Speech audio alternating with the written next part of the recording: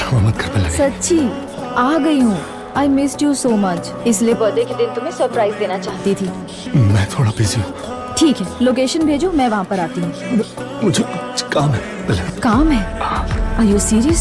रात को अनजान शहर में मैं अकेले तुम्हारे लिए यहाँ आई। तुम्हें कुछ भी नहीं लग रहा क्या? तुम चेन्नई आकर बदल गए हो। सच में ऐसी कोई बात नहीं है पल्लवी। तुम एयरपोर्ट पर सिर्फ 5 मिनट के लिए आ जाओ मुझसे मिलने, उसके बाद जो काम करना है करो। तुम आ रहे हो या नहीं?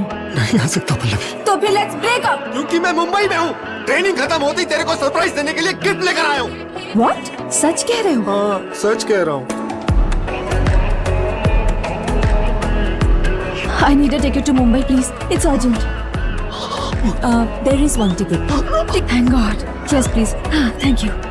एक घंटे में मुंबई की फ्लाइट ले रही हूँ। मेरे पहुँचने से पहले एयरपोर्ट आ जाओ, ठीक है? Bye bye bye. अरे क्या किया?